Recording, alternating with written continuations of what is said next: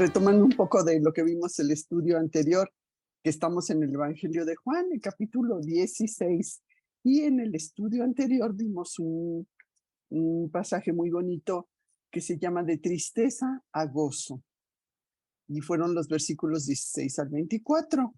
Entonces hablamos de la esperanza, que la esperanza es lo que mantiene al hombre vivo. Podemos soportar cualquier prueba, cualquier problema, con tal de que tengamos esperanza. Y vimos algunos versículos en el libro de Job, en los Salmos sobre todo, y vimos que Dios consuela y conforta en las aflicciones. Nos da ese consuelo, esa esperanza, y que la aflicción siempre es para nuestro bien espiritual. Aunque de momento no lo entendamos y a veces no nos gusta y a veces hasta nos quejamos, pero saber que es algo temporal y que siempre después de que pasamos por esa tribulación, ya entendemos, con razón, Dios permitió esto en mi vida porque aprendí tal cosa. Nos vamos como que limpiando, vamos aumentando nuestra fe y creciendo espiritualmente. Vimos también que Cristo es el modelo de compasión. Vimos varios ejemplos, como cuando sanó a los ciegos, cuando sana al leproso, cuando alimentó a 5,000 personas. Vimos todos esos milagros, algunos, no son todos, algunos de los milagros que hizo.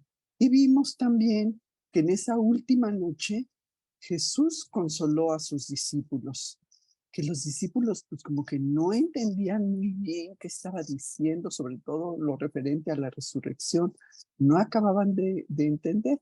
Y vimos 4 puntos. El primer punto que vimos fue la predicción que les hace Jesús a los discípulos cuando está hablando de su muerte y de su resurrección. Les habla también de que la venida del Espíritu Santo en Pentecostés para estar permanentemente con ellos. Luego el punto 2 que vimos hace 8 días fue pues la perplejidad de los discípulos. Se quedaron así como asombrados. ¿Qué está diciendo? Hubo confusión en sus corazones.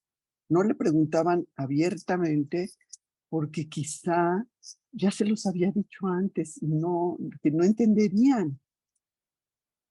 Y Jesús sabía que querían preguntarle. En la omnisciencia que él tiene, él sabía que querían preguntarle. Y para aliviar su ignorancia y darles confort a sus corazones, les contestó con una parábola que les ilustraba lo que pasaba.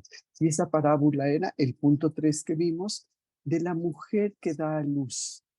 Y les decía, la mujer cuando da a luz en el parto trae dolor, pero después no se acuerda ya de ese dolor por el gozo de haber traído al mundo a un niño. Así los discípulos les pasaría. Tendrían tristeza porque Jesús ya no estaría físicamente con ellos, más se confortarían en la promesa de que vendría el Espíritu Santo, ¿sí? De que lo verían a él y que después de ese tiempo, esos 40 días que estuvo aquí, después ya estaría permanentemente con ellos el Espíritu Santo, que les ayudaría en la misión que ellos tenían. El punto número 4 que vimos precisamente fue ese, que vendría ese Espíritu Santo y ya no tendrían más dudas. El Espíritu Santo sería su maestro, el que les enseñaría muchas cosas, el que les haría recordar también muchas cosas. Ellos entonces entenderían por qué tenía que morir Jesús. Entenderían la relación que tenía Jesús con el Padre. Y entenderían por qué les decía que era mejor que él se fuera. Confortó a sus discípulos con esa esperanza.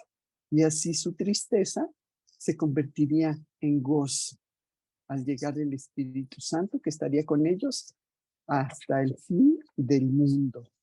Y continuando con ese capítulo 16, hoy veremos los versículos del 25 al 33 de Juan 16. Y el estudio se llamará 3 puntos cardinales. Ujú. Y antes de iniciar, pues voy a hacer una pequeñita oración. Señor Dios Todopoderoso, queremos en esta mañana glorificarte y darte a ti todo el honor y gloria que tú mereces. Agradecerte, Padre, por habernos escogido para conocerte de esta manera personal, Señor, para tenerte en nuestro corazón. Sabemos que contigo podemos tener victoria sobre todas las tentaciones que se nos presenten y permitir que pues tengamos dominio sobre nuestra antigua naturaleza que quiere seguir gobernando en nuestras vidas, Padre. Que cada día aprendamos a andar en tu espíritu, que seas tú el que guíe día a día nuestra vida, ¿sí? Que caminemos siempre conforme a tu voluntad, no a la nuestra, Señor. Y el estudio que vamos a ver hoy, Señor, yo te pido que pues lo pueda compartir bien, que quede claro en nuestras mentes, en nuestros corazones y sobre todo que quede en nuestra vida práctica, que sepamos aplicarlo a nuestro diario vivir. Gracias, Señor, te damos en el nombre de Cristo Jesús. Amén. Bueno, pues entonces, como les decía, el estudio de hoy se llama 3 puntos cardinales y veremos el pasaje de Juan 16, versículos 25 al 33. Los voy a leer primero y después ya vamos desglosándolo, como siempre. Entonces, el versículo 25 dice: estas cosas os he hablado en alegorías. La hora viene cuando ya no hablaré por alegorías, sino que claramente os anunciaré acerca del Padre. En aquel día pediréis en mi nombre, y no os digo que yo rogaré al Padre por vosotros, pues el Padre mismo os ama, porque vosotros me habéis amado y habéis creído que yo salí de Dios. Salí del Padre y he venido al mundo. Otra vez dejo al mundo y voy al Padre. Estos versículos veremos. Entonces, para empezar, pues sabemos que Dios es un Dios de verdad y por lo mismo no miente. Y por lo mismo también su palabra es verdad y no tiene error. Vamos a ver el versículo de Éxodo, el segundo libro del Antiguo Testamento. Éxodo 34, versículo 6. Éxodo, capítulo 34, versículo 6, dice: y pasando Jehová por delante de él, proclamó: Jehová, Jehová, fuerte, misericordioso y piadoso, tardo para la ira y grande en misericordia y verdad. Moisés vio la gran misericordia, el gran amor compasivo de Dios. Sí, aquí está diciendo grande misericordia y verdad. En segunda de Samuel 7:28, vamos a segunda de Samuel capítulo 7, versículo 28, en donde dice: ahora pues, Jehová Dios, tú eres Dios y tus palabras son verdad. Y tú has prometido este bien a tu siervo. Aquí también hace ese énfasis en que su palabra es verdad, ¿sí? Es una oración que da de David, que expresa su gratitud por las promesas de Dios de establecer su dinastía para siempre. Vemos que Dios, como decía, no miente.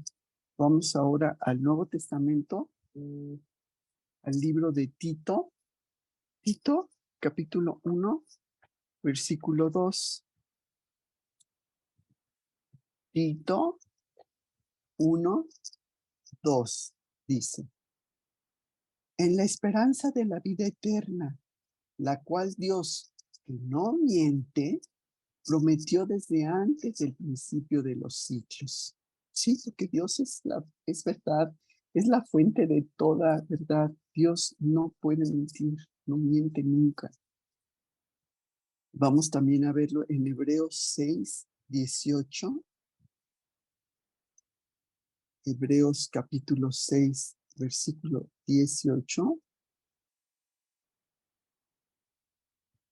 Dice, para que por dos cosas inmutables, en las cuales es imposible que Dios mienta, tengamos un fortísimo consuelo los que hemos acudido para asirnos de la esperanza puesta delante de nosotros. Es imposible que Dios mienta. Entonces, por lo mismo, su palabra no tiene error y su palabra es siempre verdad. ¿Sí? Su palabra, la Biblia, es exacta en todos sus comandos. Vamos a ver Juan 17, 17. Una hojita después de donde estamos. O ahí mismo. Juan 17, 17 dice, santifícalos en tu verdad. Tu palabra es verdad. ¿Sí? Y esto no solo cuando está hablando de temas espirituales y morales, sino también de las cosas que pertenecen a la historia y a la ciencia. Todo es verdad. Como cuando vemos que Dios creó el universo y que dispone la historia humana para sus propósitos siempre. Y es el mismo Dios que se revela en las Escrituras. Entonces vamos a ver el primer libro de la Biblia, el primer capítulo, el primer versículo. Génesis 1:1. Génesis capítulo 1, versículo 1. Dios creó el universo, dice Génesis 1:1. En el principio creó Dios los cielos y la tierra. Ahora vámonos al Nuevo Testamento, al libro de los Hechos.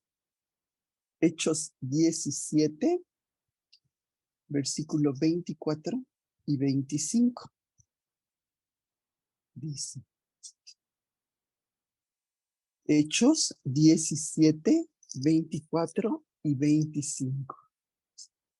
El Dios que hizo el mundo y todas las cosas que en él hay, siendo Señor del cielo y de la tierra, no habita en templos hechos por manos humanas, ni es honrado por manos de hombres, como si necesitase de algo, pues Él es quien da a todos vida y aliento a todas las cosas. ¿Sí? Vamos a ver cómo dispone la historia del hombre para sus propósitos. Isaías 46, 10. Isaías 46, 10 dice, que anuncio lo por venir desde el principio y desde la antigüedad lo que aún no era hecho, que digo, mi consejo permanecerá y haré todo lo que quiero. Y regresémonos al libro de Hechos, el siguiente versículo que debía haberlo mencionado antes del de Isaías porque ya estábamos ahí. Vimos Hechos 17, 24 y 25 y ahorita vámonos a Hechos 17, el siguiente versículo, el 26, dice.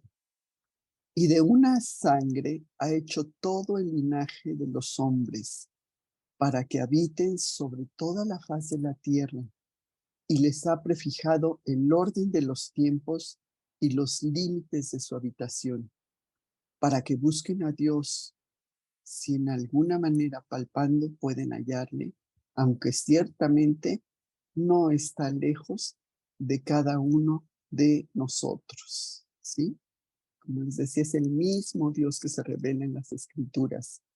Por lo mismo, pues hay un conocimiento unificado entre su revelación general del mundo natural. Y la revelación de salvación y juicio, que también la encontramos en la Biblia. ¿Sí? Vamos a ir al libro de los Salmos. Salmo 19, del 1 al 6. Salmo capítulo 19, del 1 al 6, que dice: Los cielos cuentan la gloria de Dios, y el firmamento anuncia la obra de sus manos. Un día emite palabra a otro día, y una noche a otra noche declara sabiduría. No hay lenguaje, ni palabras, ni es oída su voz, y hasta el extremo del mundo sus palabras. En ellos puso tabernáculo para el sol, y éste, como esposo que sale de su tálamo, se alegra cual gigante para correr el camino. De un extremo de los cielos es su salida, y su curso hasta el término de ellos. Y nada hay que se esconda de su calor. Por cierto, calor que estamos sintiendo en estos días un poco intensos. Y ahí vemos en todos estos versículos, y al ver la naturaleza, cómo estamos rodeados de esos despliegues de la creación de Dios, ¿no? Dios se revela por medio de la naturaleza. Dios también se revela por medio de las escrituras. Y el que algunas personas digan que el universo es resultado de la casualidad, pues es absurdo, porque su diseño, lo complejo que es el universo, y cuando tú ves, por ejemplo, un animal o ves un bebé, lo maravilloso que está hecho, no puede ser producto de la casualidad. Lo complejo que es nuestro organismo, por ejemplo, ¿sí? El orden que tiene todos nuestros órganos, pues señalan precisamente a un creador. Vemos también en la palabra que la revelación de salvación y juicio ahí también se encuentra. Vamos a ver el Salmo ahora 19, los siguientes versículos. Vimos el Salmo del 1 al 6, Salmo 19 del 1 al 6, y los siguientes versículos del 7 al 10, en donde nos dice: La ley de Jehová es perfecta, que convierte el alma. El testimonio de Jehová es fiel, que hace sabio al sencillo. Los mandamientos de Jehová son rectos, que alegran el corazón. El precepto de Jehová es puro, que alumbra los ojos. El temor de Jehová es limpio, que permanece para siempre. Los juicios de Jehová son verdad, todos justos. Deseables son más que el oro y más que mucho oro afinado. Dulces más que la miel y que la que destila el panal, ¿sí? Y cuando escuchamos la ley, decimos, ay, como que nos da a veces la palabra ley, nos da la idea de que son reglas, ¿no? Que limitan cosas en tu vida, cuando es lo contrario, cuando es que las enseñanzas de Dios siempre nos dan sabiduría, siempre alegran nuestro corazón y nos sirven de advertencia para los peligros. Siempre sus enseñanzas son guía y luz a nuestros caminos. Como sabemos, Dios es el autor de la Biblia y ella revela su perfección y tiene su autoridad, lo que quiere decir que su verdad es absoluta. Pero ¿qué pasa? Que el hombre moderno rechaza este concepto, ¿sí? Porque ha dividido la verdad en dos. Por un lado está la idea de que lo que está en el mundo, los datos, lo objetivo, lo que es del conocimiento público, lo que se puede verificar racionalmente, y si no pasa por el método científico, no es verdad, por un lado. Por otro lado, está la esfera de valores que el hombre moderno ve como algo subjetivo, como de preferencia personal como privado y como que no lo puedes verificar. El primero, pues sabemos que comprende la ciencia, la historia y la razón humana. El segundo comprende moralidad, religión, arte, ¿sí? Y no son más que condicionantes culturales que no tienen objetividad y no son constantes universales, eso creo. El hombre, dicen, no es como si fuera una máquina, ¿no? Que tiene 2 kilos aquí en la cabeza de cerebro, ¿verdad? En su mente, pero que no es así nada más, no es como una máquina el hombre, ¿sí? El hombre fue hecho a imagen de Dios y no puede vivir solo como si fuera una máquina. Tiene valores, tiene dignidad y tiene libertad para tomar decisiones, aunque éstas contradigan la visión materialista, ¿sí? El hombre nada más es. La consecuencia es que, pues, de esa manera de pensar materialista, pues se ha creado un mundo de desesperación y de desesperanza también. Pero el hombre quiere tener un significado, pero el mundo material no se lo da y por lo tanto, pues busca algo por qué vivir. Pero ¿qué pasa? Pues que nada más encuentra vacío, porque tiene un vacío que únicamente lo va a llenar Dios, ¿sí? Jeremías 2:13. Jeremías capítulo 2, versículo 13, dice: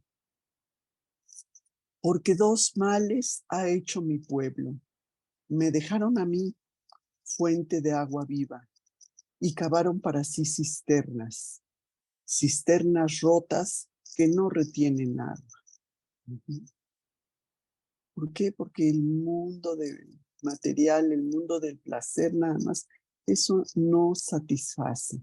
Y lo vemos muy claramente en el libro de Eclesiastés. Vamos a ver algunos versículos, un pasaje de este libro de Eclesiastés.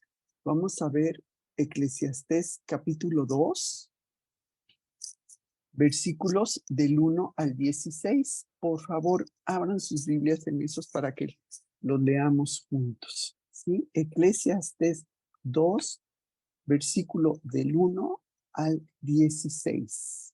Vamos a ver qué dice Salomón. Dice: dije yo en mi corazón, ven ahora, te probaré con alegría y gozarás de bienes.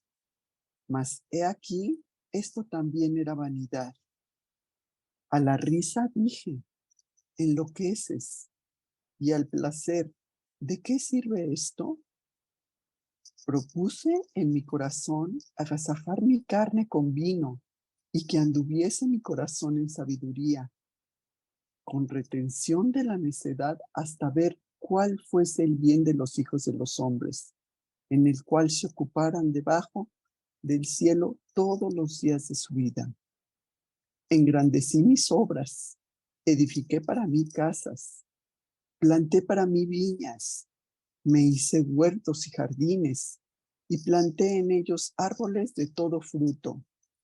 Me hice estanques de aguas, para regar de ellos el bosque donde crecían los árboles. Compré siervos y siervas, y tuve siervos nacidos en casa. También tuve posesiones grandes de vacas y ovejas, más que todos los que fueron antes de mí en Jerusalén. Me amontoné también plata y oro y tesoros preciados de reyes y de provincias. Me hice de cantores y cantoras, de los deleites de los hijos de los hombres y de toda clase de instrumentos de música. Y fui engrandecido y aumentado más que todos los que fueron antes de mí en Jerusalén. A más de esto, conservé conmigo mi sabiduría. No negué a mis ojos ninguna cosa que desearan, ni aparté mi corazón de placer alguno, porque mi corazón gozó de todo mi trabajo, y esta fue mi parte de toda mi faena. Miré yo luego todas las cosas que habían hecho mis manos y el trabajo que tomé para hacerlas. Y he aquí era vanidad y aflicción de espíritu, y sin provecho debajo del sol. Después volví yo a mirar para ver la sabiduría y los desvaríos y la necedad, porque ¿qué podrá hacer el hombre que venga después del rey? Nada, sino lo que ya ha sido hecho. Y he visto que la sabiduría sobrepasa a la necedad, como la luz a las tinieblas. El sabio tiene sus ojos en su cabeza, mas el necio anda en tinieblas. Pero también entendí yo que un mismo suceso acontecerá al uno como al otro. Entonces dije yo en mi corazón, como sucederá al necio, me sucederá también a mí. ¿Para qué, pues, he trabajado hasta ahora para hacerme más sabio? Y dije en mi corazón que también esto era vanidad, porque ni el sabio ni el necio, perdón, porque ni del sabio ni del necio habrá memoria para siempre. Pues en los días venideros ya todo será olvidado y también morirá el sabio como el necio. Aquí lo está expresando Salomón. Salomón, quien tuvo todo, ese rey que tuvo sabiduría, poder, riquezas, honor, reputación, y está hablando de la insatisfacción de todo lo que se hace en este mundo, ¿sí? Reflexionó al final de su vida. Le pareció que nada tenía sentido, que todo era vanidad. Él había probado todo, conseguido grandes logros, pero se dio cuenta que nada, aparte de Dios, lo hacía feliz. Salomón quería mostrar que las posesiones terrenales y los logros, al fin y al cabo, no tienen ningún sentido. Solamente la búsqueda de Dios es lo que nos da una verdadera satisfacción. Tú puedes tener todo lo que siempre habías pensado que te iba a dar la felicidad, que te iba a dar el gozo. No está ahí, ¿sí? Está en Dios, ¿sí? Porque esperanza, amor y significado solo vienen de Dios. Primera de Timoteo 1:11. Primera de Timoteo 1:11. Pablo dice, fíjate, según el glorioso evangelio de Dios bendito, que a mí me ha sido encomendado. Uh-huh. Entonces vemos que la fe, la esperanza y el amor son centrales en una vida cristiana. Son esas virtudes las que Jesús, en esas últimas palabras con sus discípulos, se lo diría, ¿sí? Serían vitales para ellos, para lo que enfrentarían. Y de alguna manera también son vitales para nosotros. Y vamos a verlas una por una. Entonces, para empezar, vamos a ver el amor, que lo vimos en los primeros versículos que nos tocó hoy en nuestro pasaje. Se los releo rapidito. En Juan 16, 25 al 27a, dice, estas cosas os he hablado en alegorías. La hora viene cuando ya no os hablaré por alegorías, sino que claramente os anunciaré acerca del Padre. En aquel día pediréis en mi nombre.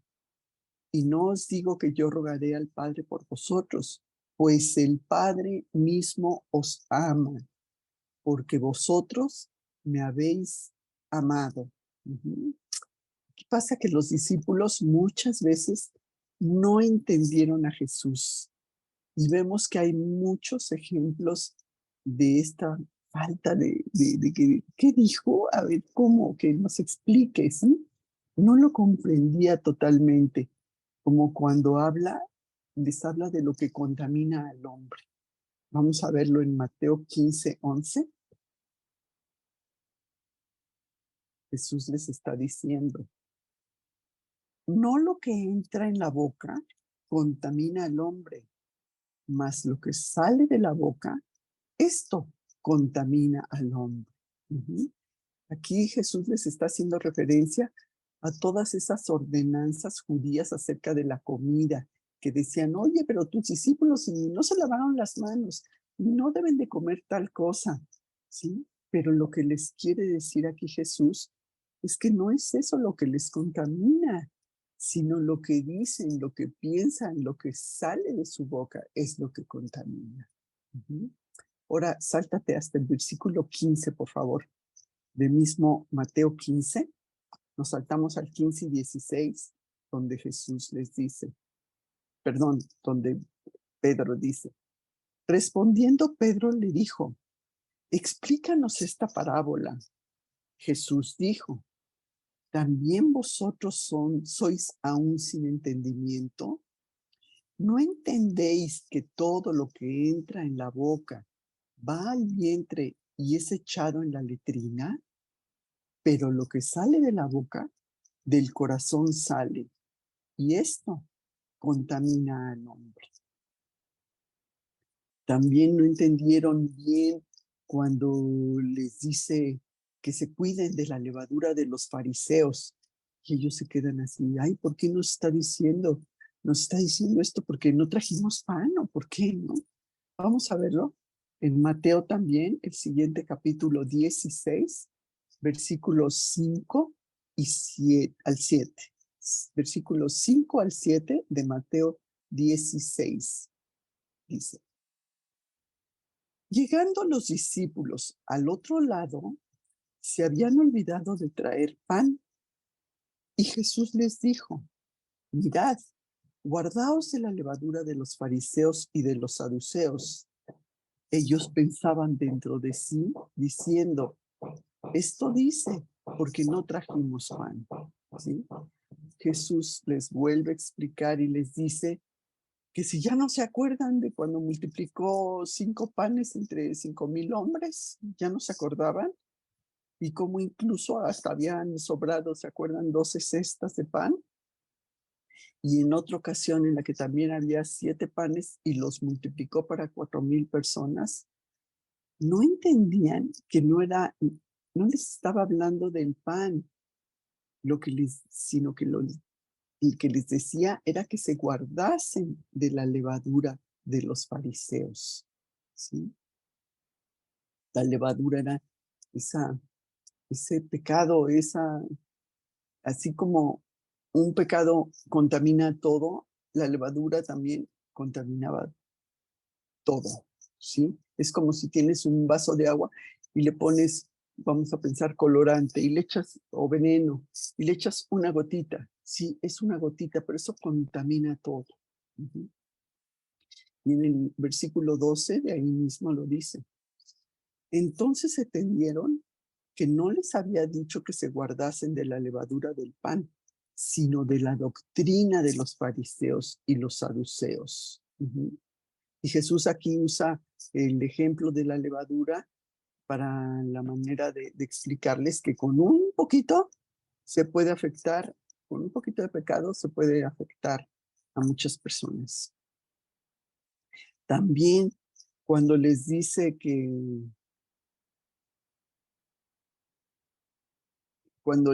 no digan nada cuando ellos vieron la transfiguración que estaban ahí Pedro, Juan y Santiago. En Marcos 9:9 y 10. Marcos capítulo 9, versículos 9 y 10, dice, y descendiendo ellos del monte, les mandó que a nadie dijesen lo que habían visto, sino cuando el Hijo del Hombre hubiese resucitado de los muertos. Y guardaron la palabra entre sí, discutiendo qué sería aquello de resucitar a los muertos, de resucitar de los muertos.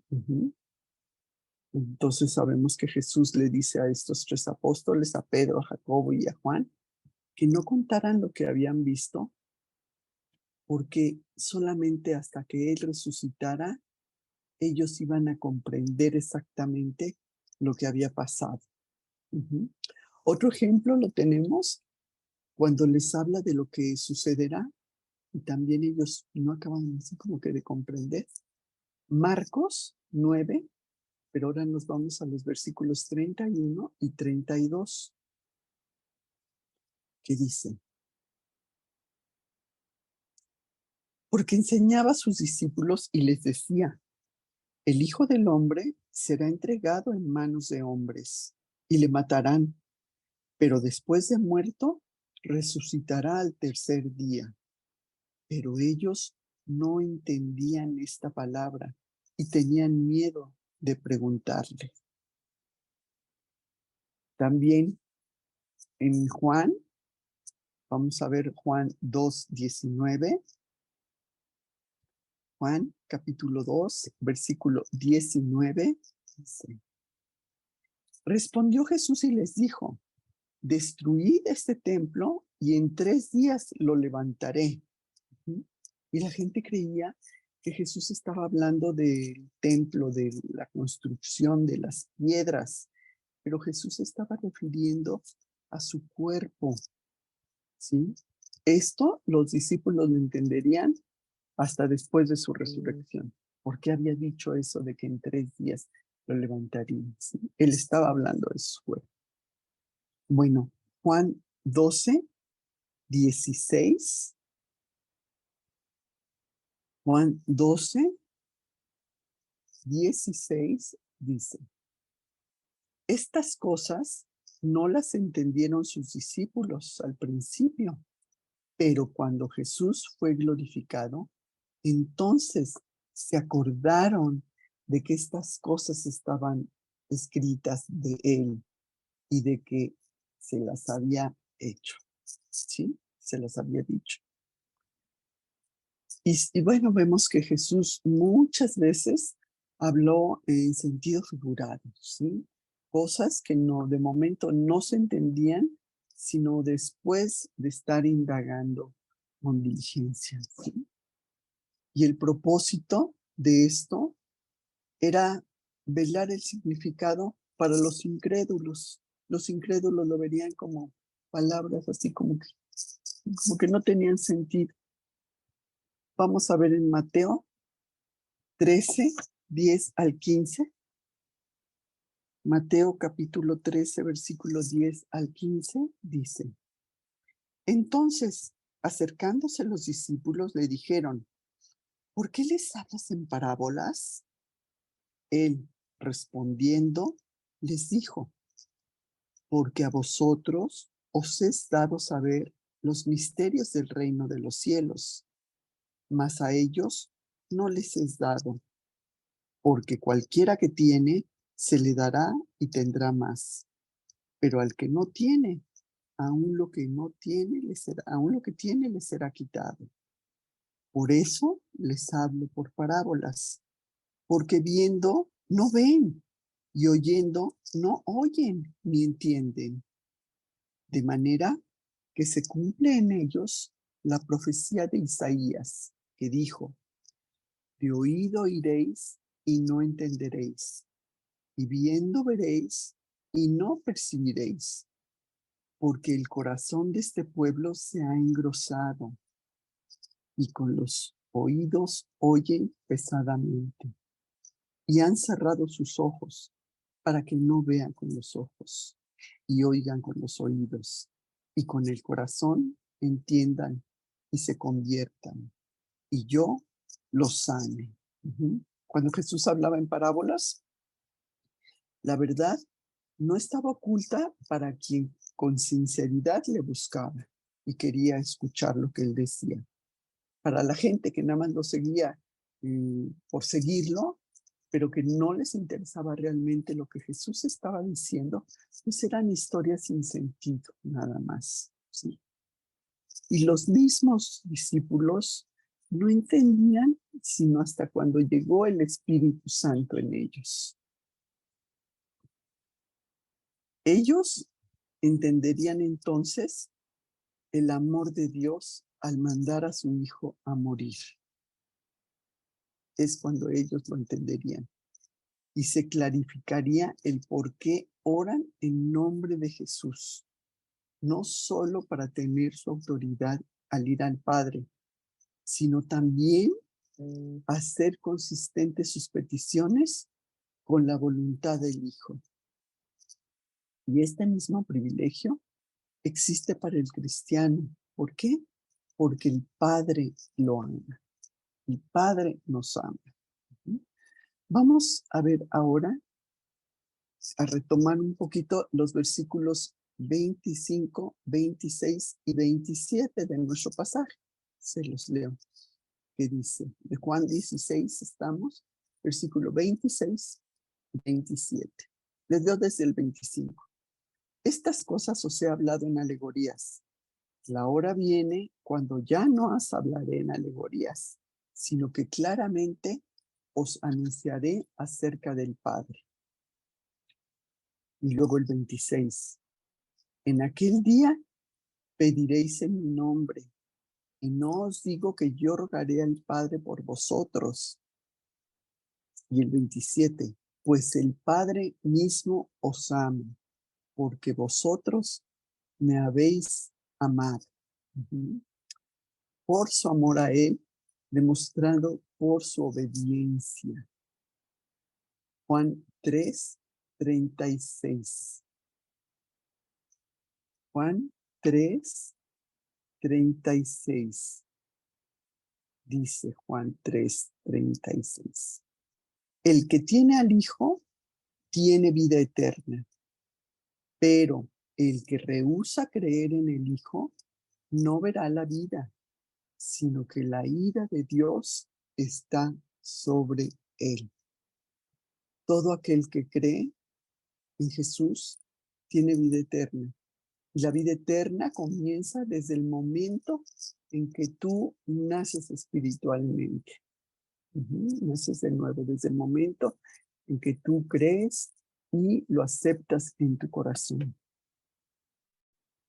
Y Juan también, 14, 21. Juan, capítulo 14, versículo 21, que dice, el que tiene mis mandamientos y los guarda, este es el que me ama.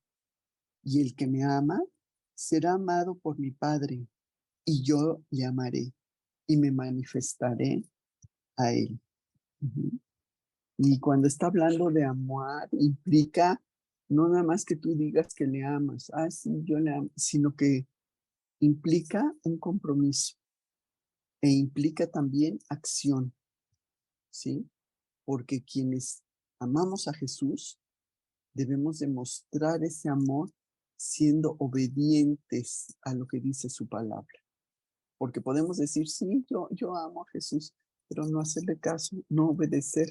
Entonces, estamos siendo rebeldes, pero no lo demostramos con nuestra obediencia a lo que aprendemos en su palabra. Y lo vemos en Juan 14, 23. Respondió Jesús y le dijo, el que me ama, mi palabra guardará, y mi Padre le amará, y vendremos a él, y haremos morada con él. Y también vámonos más atrás en el libro de Hebreos, capítulo 5, versículo 9. Hebreos, capítulo 5, versículo 9, dice, y habiendo sido perfeccionado, vino a ser autor de eterna salvación para todos los que le obedecen. Y aquí parecería que necesitamos algún intermediario, pero no. Jesús es comprometido a dar justicia, ¿sí? No los santos, no María, no ninguna otra persona, porque ningún otro murió por tus pecados. Fue Jesús, ¿sí? Entonces podemos ir directo al Padre que nos ama, como Cristo nos ama. Vamos ahora al capítulo 13 del Evangelio de Juan. Juan 13, versículo 1, dice: antes de la fiesta de la Pascua, sabiendo Jesús que su hora había llegado para que pasase de este mundo al Padre, como había amado a los suyos que estaban en este mundo, los amó hasta el fin. Aquí está diciendo, los amó hasta el fin. Él sabía que uno de sus discípulos lo traicionaría, que otro lo negaría, como lo hizo Pedro, y que el resto lo abandonaría por temor, ¿verdad? A la hora que, ¿quién era de los de Jesús? Todos huyen y se dispersan porque no querían que supieran. Y aún así, Él los amó hasta el fin. Efesios 3, 11 y 12. Efesios, capítulo 3, versículo 11 y 12. Dice: conforme al propósito eterno que hizo en Cristo Jesús, Señor nuestro, en quien tenemos seguridad y acceso con confianza por medio de la fe en Él. Gracias a Cristo, por medio de la fe, tenemos ese privilegio de acercarnos a Dios en oración, con plena confianza y libertad. Cuando se rasgó el velo en el lugar santísimo, eso simbolizó que el cristiano ya puede ir directo al Padre, sin ningún intermediario, ¿sí? Sin ningún sacerdote como se hacía en el Antiguo Testamento. Hebreos 10, 19 al 22, vamos a ver. Hebreos 10, 19 al 22. Hebreos capítulo 10, versículo 19 al 22 dice: así que, hermanos, teniendo libertad para entrar en el lugar santísimo por la sangre de Jesucristo, por el camino nuevo y vivo que Él nos abrió a través del velo, esto es, de su carne, y teniendo un gran sacerdote sobre la casa de Dios, acerquémonos con corazón sincero, en plena certidumbre de fe, purificados los corazones de mala conciencia y lavados los cuerpos con agua pura. Sabemos que el lugar santísimo del templo estaba separado del lugar santo por un velo, ¿sí? Que se ocultaba la vista de las personas, ¿sí?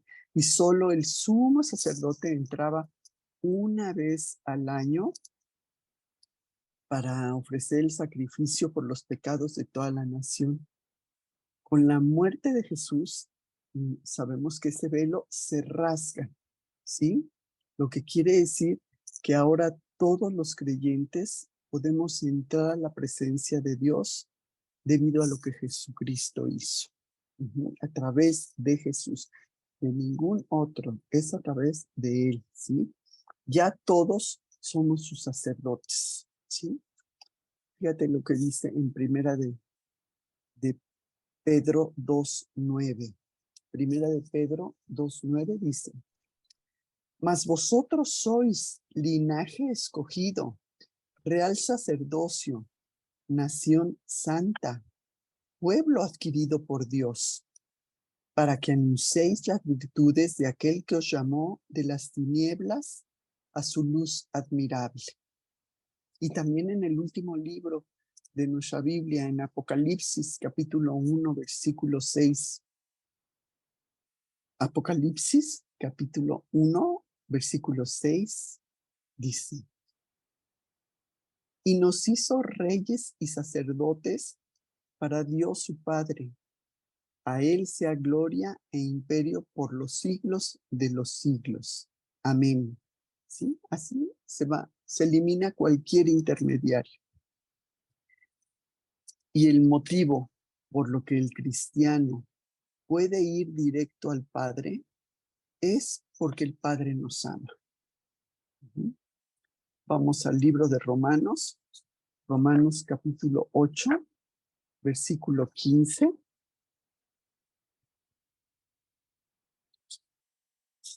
Romanos capítulo 8, versículo 15, dice: pues no habéis recibido el espíritu de esclavitud para estar otra vez en temor, sino que habéis recibido el espíritu de adopción, por el cual clamamos: Abba, Padre.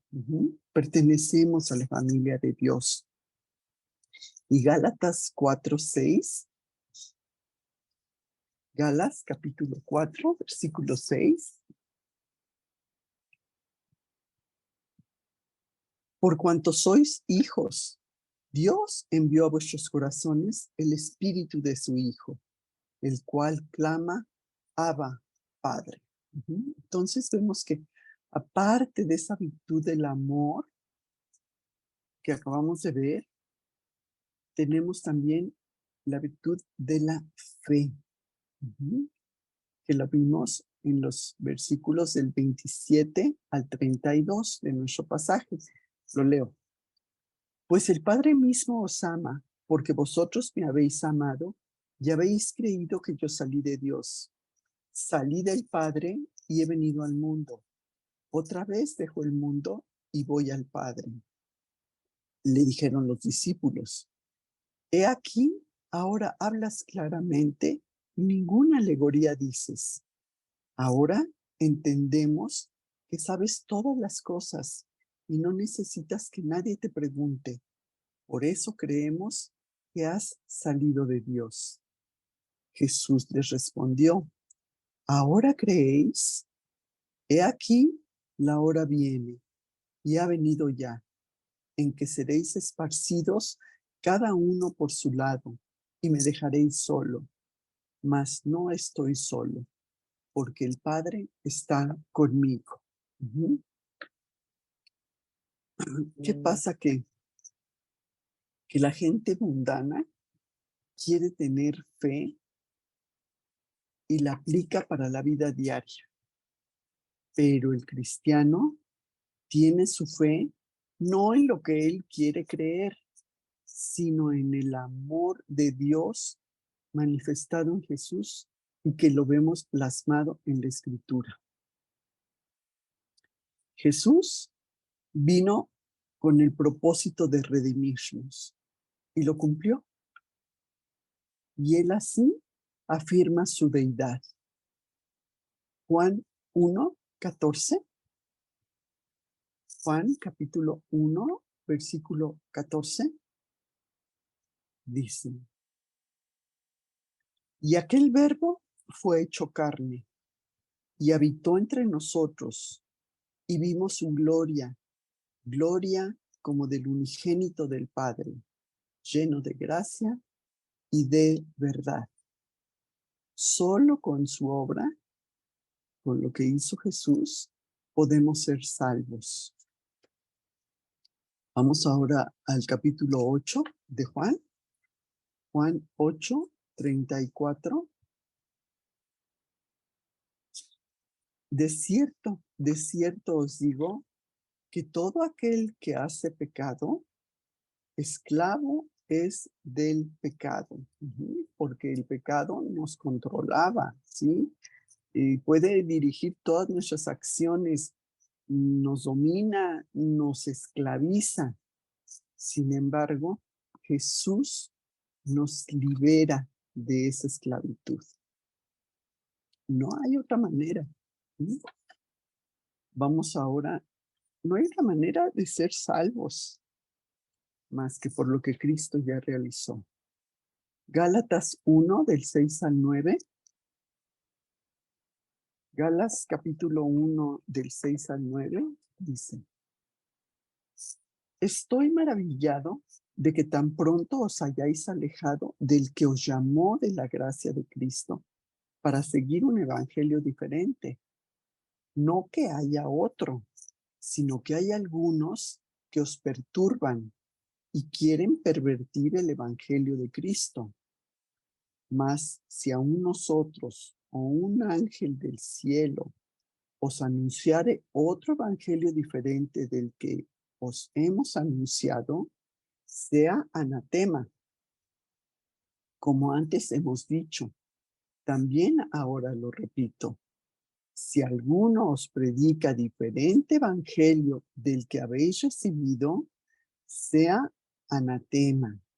La gente que predicaba un evangelio diferente enseñaba que para ser salvos, los gentiles tenían que seguir las costumbres y las tradiciones judías, la circuncisión, la restricción de ciertos alimentos. O sea, estaban agregando requisitos a la fe de Cristo, a la fe en Cristo. Entonces, ¿qué estaban haciendo con eso? Pues negar el poder de la muerte de Jesús en la cruz. No había que agregar nada más, únicamente que ellos creyeran, que tuvieran fe.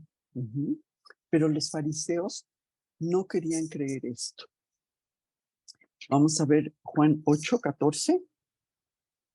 Juan capítulo 8, versículo 14 dice: respondió Jesús y les dijo: aunque yo doy testimonio acerca de mí mismo, mi testimonio es verdadero, porque sé de dónde he venido y a dónde voy. Pero vosotros no sabéis de dónde vengo ni a dónde voy. Porque los fariseos le estaban diciendo lo que decía, que sus declaraciones no tenían validez legal, porque no había otros testigos que las respaldaran. Jesús les dice: el testigo que las confirma es Dios mismo. Y Jesús vino a redimirnos, vino a redimirme a mí. Vamos a Mateo 1:21. Mateo capítulo 1, versículo 21. Dice: y dio a luz un hijo, y llamarás su nombre Jesús, porque él salvará a su pueblo de sus pecados. Y también en el Evangelio de Lucas, Lucas 19:10, Lucas capítulo 19, versículo 10, dice: porque el Hijo del Hombre vino a salvar lo que se había perdido. ¿Sí? Jesús vino a salvarnos a todos los que estábamos perdidos, porque todos andábamos perdidos. ¿Sí? No importa de dónde vengas ni cómo hayas vivido, Jesús quiere la salvación para todos. No todos lo aceptan. Mateo 28:20. Mateo 28:20. Dice: como el Hijo del Hombre no vino para ser servido, sino para servir y para dar su vida por rescate de muchos. Y en Juan, vamos a ver Juan 12:27, lo que dice Jesús. Juan 12:27 dice: ahora está turbada mi alma. ¿Y qué diré? Padre, sálvame de esta hora, mas para esto ha llegado esta hora. Jesús sabía que sería crucificado, sabría lo que iba a pasar, sabía que cargaría los pecados del mundo y que en ese momento estaría separado del Padre, pagando por nuestros pecados.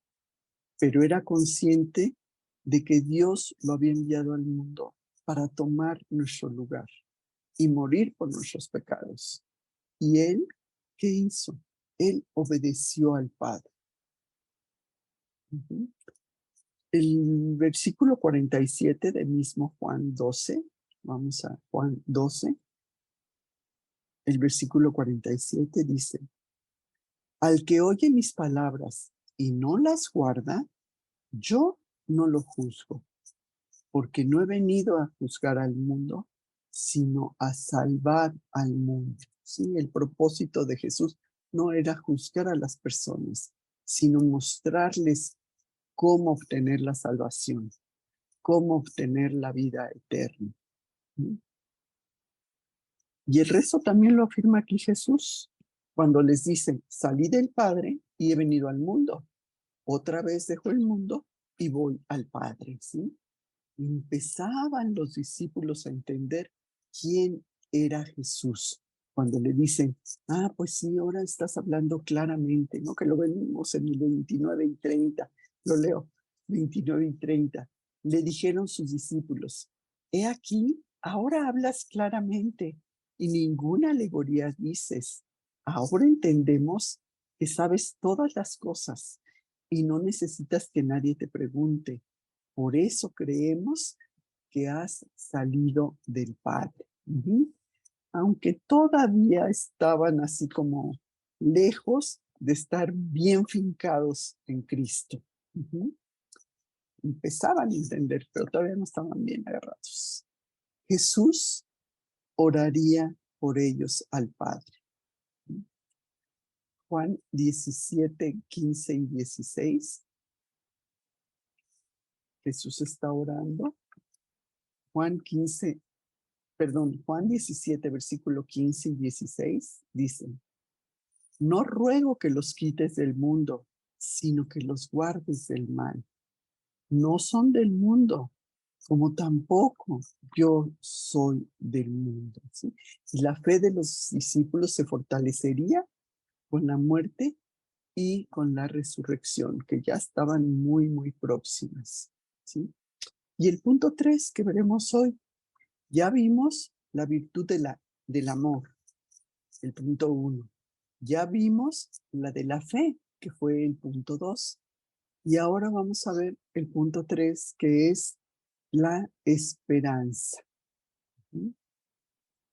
En Juan 16, 33, Jesús les dice, estas cosas os he hablado para que en mí tengáis paz.